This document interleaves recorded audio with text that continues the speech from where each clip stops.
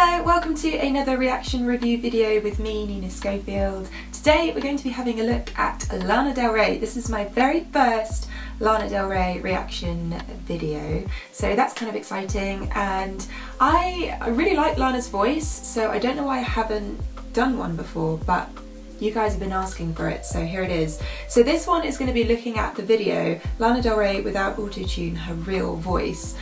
So I know that Lana suffers with nerves on stage, and obviously nerves can have a massive impact on a voice and on a performance, so it's going to be really interesting to kind of watch this video and see what situations she's singing in. Is it to a massive audience? Is it to a small audience? What are the actual logistics of each performance? Because yeah, everything's going to have an impact on what happens with her vocals, and it's going to be cool.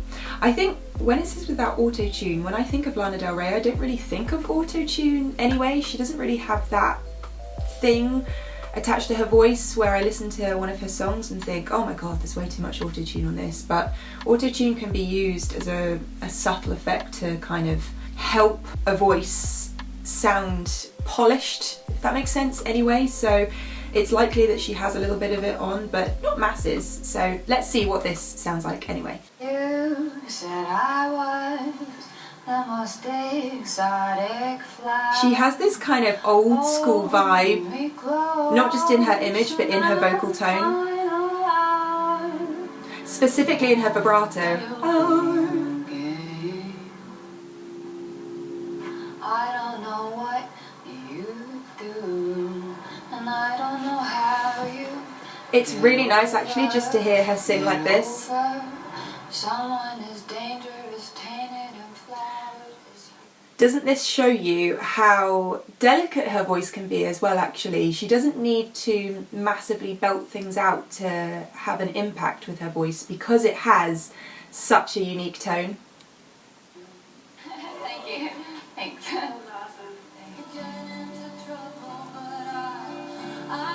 So now with an audience.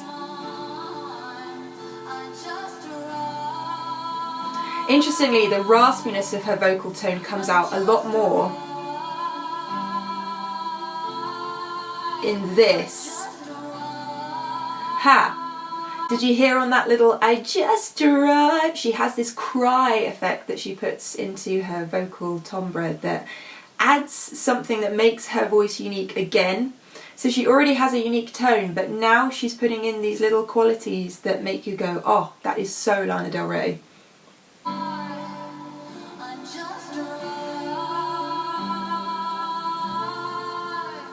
And she actually loses a little bit of her vibrato in that situation. Let's go get high.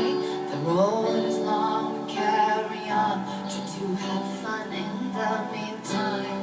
Take a walk on the wild side. Let me kiss you hard in the pouring rain. Yeah, see here, I feel like she's a little bit nervous. So that was a nice push though with dynamics. Your last words. This is the last time. Yeah, see, on that very last phrase, that's where I can hear her nerves coming through. So I feel like she's not most comfortable on a stage setting at all times. I think that's the kind of thing that a lot of performers struggle with.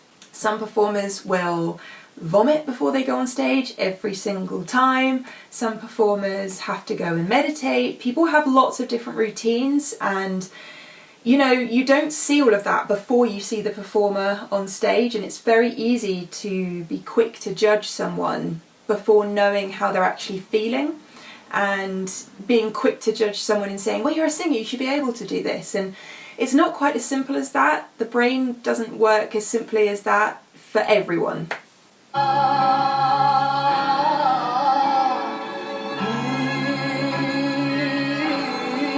Very different situation again now she's got an orchestra.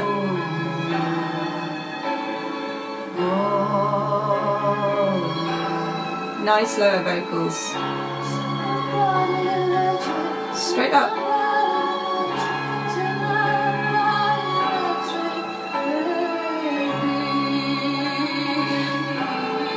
Definitely pushing her lower vocal to be stronger than her high vocal, which is kind of a thing that we know with Lana.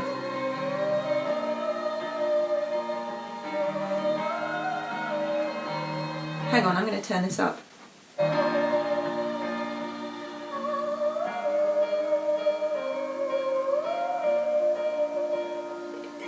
Really using her voice as an instrument.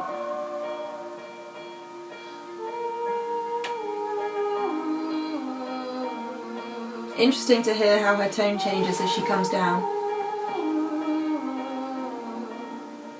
I like seeing that kind of thing because you get to see a little bit more of the personality when someone's doing a bit of an improvisation. So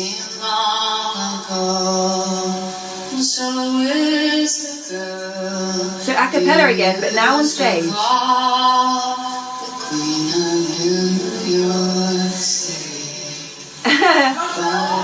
She feels a lot more in control in this performance to me.